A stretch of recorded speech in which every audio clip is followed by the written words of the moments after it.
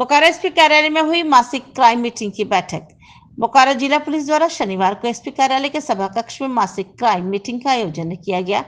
बैठक की अध्यक्षता बोकारो एसपी मनोज सरवरगियारी ने की।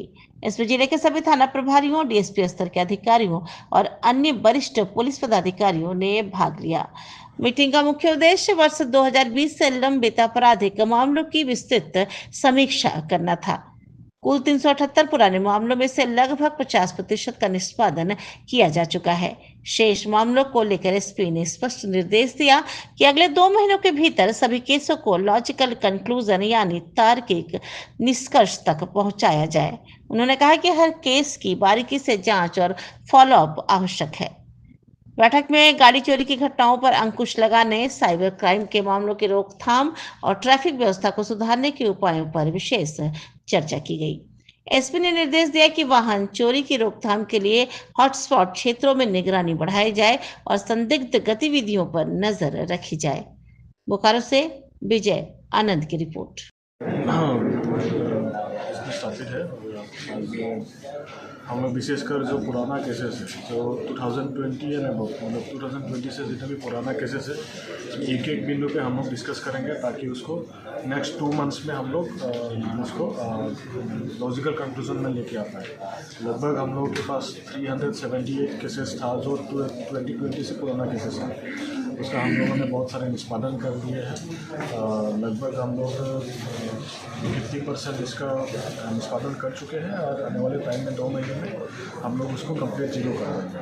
तो दूसरा चीज़ है जो नॉर्मल सिटी एरियाज में थेफ्ट का केसेस हो रहे हैं, विशेषकर हम वाहन चोरी के केसेस को हम लोग विशेष फोकस करेंगे। यहाँ पे जितना भी अपराधी लोग जो फेल आउट हुआ है उनके ऊपर निगरानी रखते हुए बाकी जितना भी वाहन चोरी का केसेस हुए उसके डिटेक्शन के ऊपर हम लोग एक रणनीति बनाएंगे। नेक्स्ट है जितना भी हम लोगों का नक्सली केसेस था तो बहुत ही पुराना केसेस था, उसमें नक्सली जो अभियान हुआ है उसमें सक्सेसफुल हुआ है। उसके फलस्वरूप जो उसमें एक्शन लेना बाकी रह गया था उसको हम निर्णय लेंगे और उसके बाद उसको भी थोड़ा जो कंक्लूजन में लॉजिकल कंक्लूजन में ले पाए उसके ऊपर आज विशेष उसमें डिस्कस करेंगे। और जो नॉर्मल गतिविधि है उसको जैसे नॉर्मल हम लोग का क्राइम चेकिंग जो होता है उसको और अच्छे से करें और नाइट का पेट्रोलिंग और अच्छे से हो, उसके ऊपर भी हम लोग विशेष दें।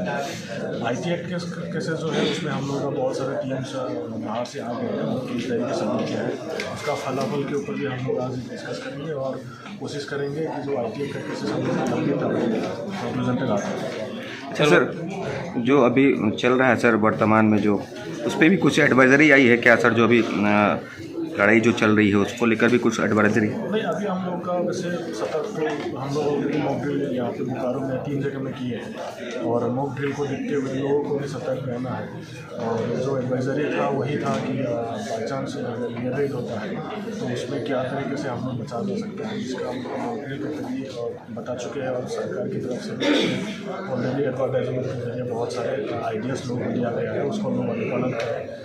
बाकी ऐसे कोई एडवाइजरी नहीं है, बाकी हम लोग जो नॉर्मल रूटीन पुलिसिंग है वो चलता है। बोकारो एयरपोर्ट को लेकर किस तरह का कुछ नहीं, इसमें तो कोई सर देखा जा रहा है कि आए दिन सड़क दुर्घटना काफ़ी बढ़ रही है, जांच के क्षेत्रों में काफ़ी वृद्धि हुई है, उसके लिए किस तरह से सर उस पर अंकुश लगाया जाए? सड़क दुर्घटना बेसिकली जो नॉर्मली जो बाइक चालक है जो हेलमेट नहीं पहनता है, ट्रिपल राइडिंग करता है, उसके साथ साथ कुछ अनऑथराइज का लोगों के द्वारा किया गया था। हम लोगों ने कोशिश किया है कि डीएसपी ट्रैफिक की मतलब उनकी उसमें सुपरविजन में जो अनऑथराइज काम थे NHAI से मिलके ये उसको बंद किया जाए और जो ट्रिपल राइडिंग है उसके ऊपर मैक्सिमम कार्रवाई हो। बहुत सारे मैन पावर कमी की होने की वजह से हम लोग ज़्यादा कंप्लायंस या फिर ज़्यादा हम लोग प्रोसिक्यूशन नहीं कर पाए थे, लेकिन ट्रैफिक में थोड़ा सा मैन पावर बढ़ा के उसको कम से कम अभी जो एक शिफ्ट में काम कर रहा है उसको कम से कम 2 शिफ्ट में हम लोग बढ़ाने का उस पर निर्णय लिया है और आने वाले टाइम पे उसका रिजल्ट मिलेगा। सर सड़क